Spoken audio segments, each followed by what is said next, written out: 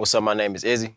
I'm a music producer, artist, and creative from Newport News, Virginia. I got my first placement just by like networking and just being on the internet and like constantly hitting people up and sending off beats and stuff like that. And I was actually working with a producer at the time, and one of my beats actually got picked, and it was like, oh man, I'm taking this serious at this point. Like I feel like I can do this because I was already like working with independent artists that was in Atlanta, and I was excited about that because I felt, I believed in their talent. I believed in their sound.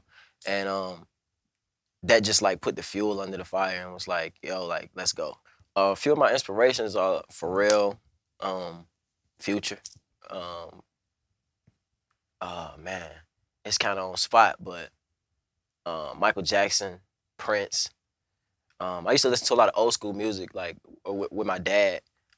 So like Lil Wayne and the Big Timers and Dipset. Like I soak up a lot of things. So like I soaked up things from Pharrell, Timbaland, and my area, and just other parts too. Like Kendrick is definitely one of my inspirations as well. Like just watching him grow. Wiz is one of my inspirations as well. Watching these artists grow from the ground up independently and just seeing certain things that they've done really inspired me. And like one of my biggest inspirations is Nipsey Hussle, because like I attach myself to a bunch of his stuff early when he was still like coming up, because like I've always been a fan of underground artists and the underdog. You know what I mean? So his messages and stuff stuck with me, and his music stuck with me at an early age, and kind of like helped shape what I was doing and what I'm doing now. What's up? I'm Izzy, and I'm about to create a beat with 3 random sounds with Spinrilla. Watch this. We got some Demon Girls.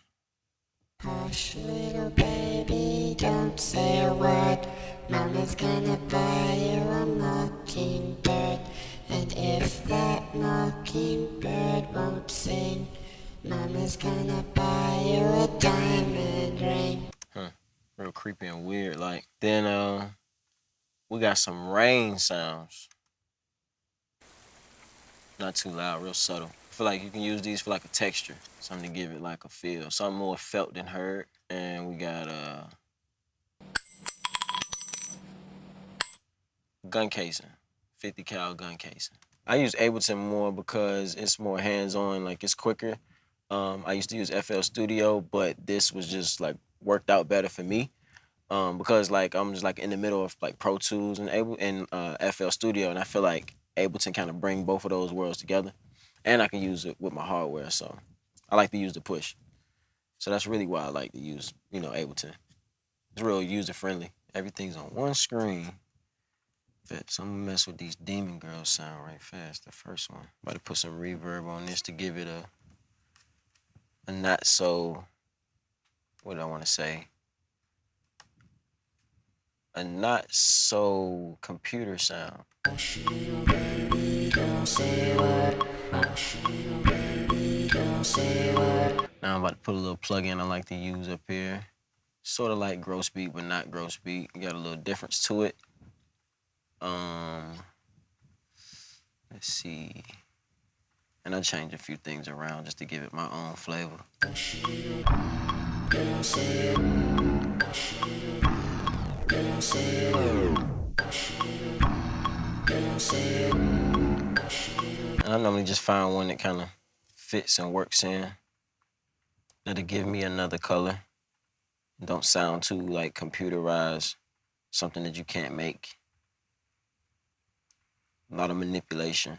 So right now I'm just like about to build around those sounds and like kind of try to make a soundscape of like, and I like doing horror stuff too. I like to make beats sound like real dark and like orchestra felt. So right now I'm just about to build around that, since we already have like a pattern going with the Demon Girl sound. And I feel like that rain gonna give it that texture of like, you'll feel it more than you hear it along with the beat. I see it in my head now, but I'll show you. Random sounds don't just work. Sound selection is important. Once you find a sound, a lot of other things will mesh along with it. I like to use the push because when I don't want to use a keyboard or something like that, it still gives me the natural feeling of like a MIDI controller, but at the same time a drum pad. So I can like do everything within the push and not have to touch the computer sometimes. Like I can really just function around and move the beat around in here, which gives it a whole different feel because here you're just gonna do something computerized, but on here you're gonna make it how you feel. So that's why I really like to use the push or like other hardware. Give it a different feel. You have to actually play the music.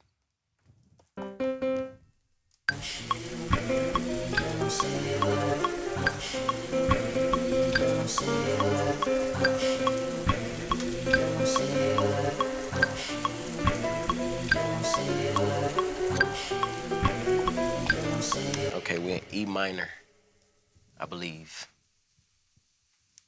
We'll figure it out as I go.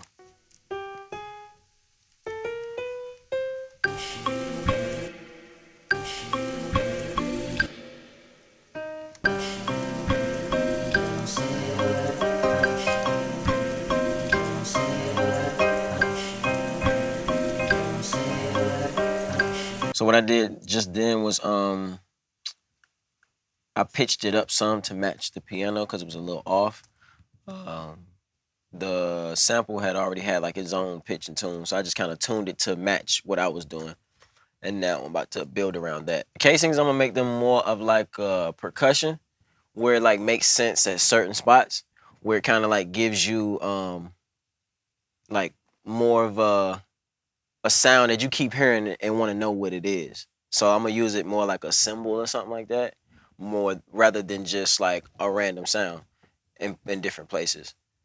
Um, let's see. So I'm gonna use a different like type of reverb and a delay, and that's gonna give it kind of like a different feeling. I put random stuff on like percussions and stuff like that because you'll never know what'll make a sound. I just like to try stuff. So it might be a phaser on something, it might be a delay, or it might be a chorus on like a snare or something. But it gives it a different feeling.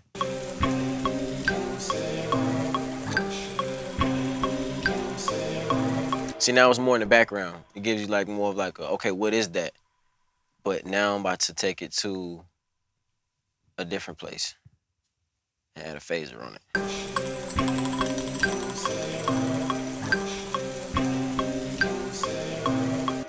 And it's like the Demon Girls part is more like a chant throughout the song. It's gonna kind of give you that the thing you kind of constantly keep saying.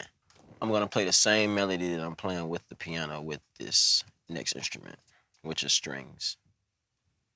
Strings give it more like a scary, like scenic feel. It's kind of like that creepy thing that you hear that's like a sighing noise that sticks out all the time.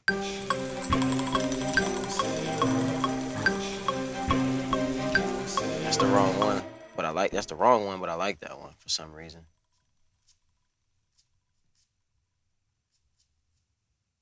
The mistakes be the best ones. Like the mistakes be the ones you be like, that was the best mistake I could have made.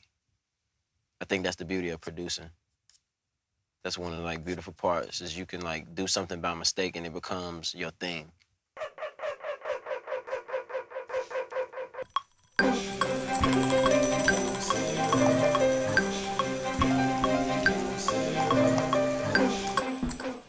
Let's try that. All right.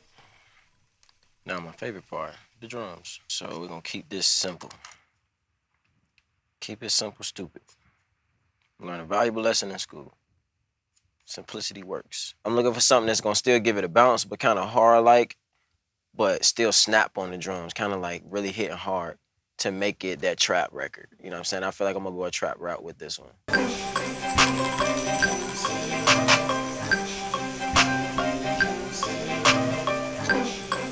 Right now I'm just feeling the drums out. Like I'm trying to find out like, which way I'm gonna go with it, like how the bounce gonna be, adding different drums in there, like seeing what space I can feel. Like I'm always looking for space that I can like add something and give it a texture or give it a color. Like, and right now the color I'm looking for is like real red, like real dark, real kind of bright, but still, red is a real like out color, so it stands out. So I'm looking for something to just pop out at me. Like the drum, I want the drums to be the central part of this, but still you hear that, the sounds that's in there, the three random sounds that I made kind of make the basis of the beat. But, that's kind of what I want you to pay attention to, but the drum's gonna give it that rhythm. And that's what I'm looking for right now.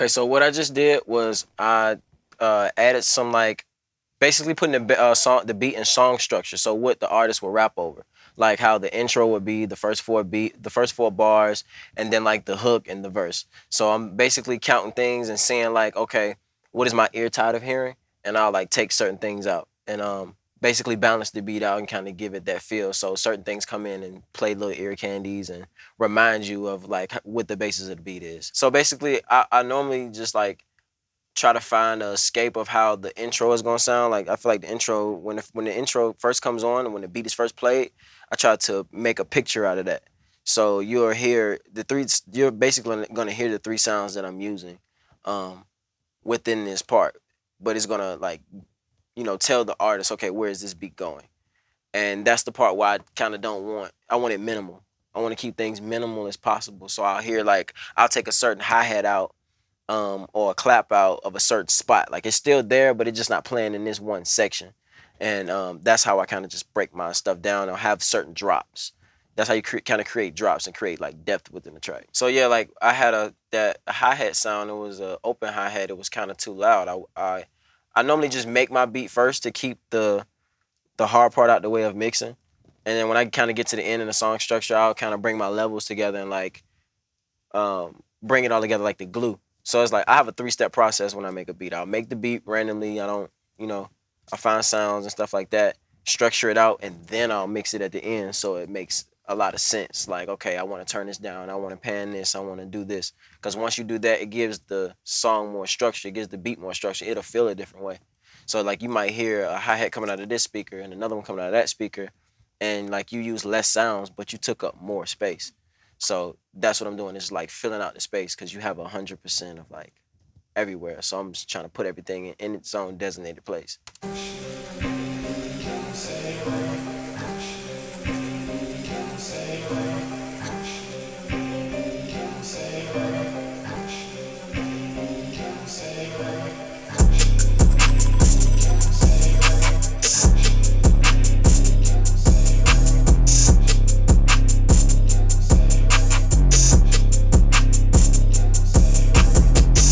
I always kind of like try to turn everything down so like I can like hear more, because like once you turn it, my OG always told me, when you like, your ears have natural compressors on them, so like when you turn everything up really really loud, like you don't hear anything, but when you turn it down low, you can kind of hear what's standing out, what's sticking out. And that's what I'm doing now, is kind of just seeing what sticks out, because then I can figure out like, okay, um something's missing, or I might have to change it up right here or something like that. Like it's kind of pointing me in the direction to the finish line.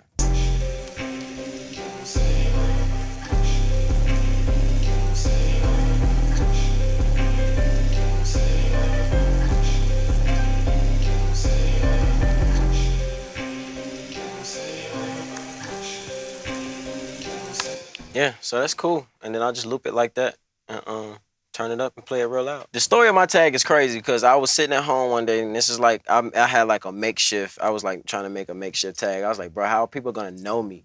So I found this thing online. I kept like trying to find out something that would talk to me. So I looked online and found this AT&T app. And whatever you typed in, it spoke it to you, but you got to pick like which one. So it was basically like Siri. So you got to pick which one, and I had to like spell my name out. I tried a whole bunch of different things, and then like I put Izze the producer in there, and it just like came out to be what that tag is, and it just fit. I started using it. I didn't know what I was doing, but I started using it, and it just worked. So this is an AT&T app, and I just typed it in and it spoke it, and I was like, wow, that's it, because I wanted a female voice. And it just works. It's crazy. It's just the universe. I didn't know if people was gonna like the tag or nothing. I just was trying to like figure it out. This was me, was like experimenting, finding my way of what works and what don't work. Like the tags that I used to have, you don't want to hear those. You don't want to hear any of those. But we found the right one.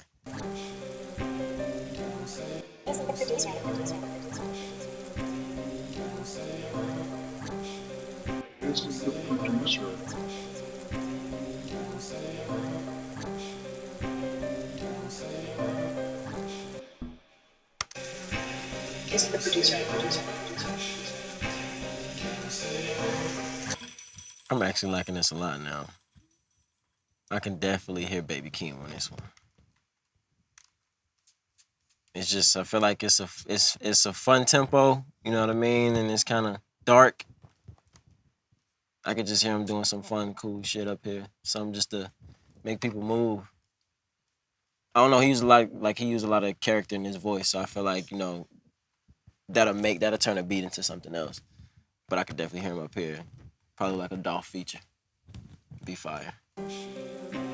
Is it the producer?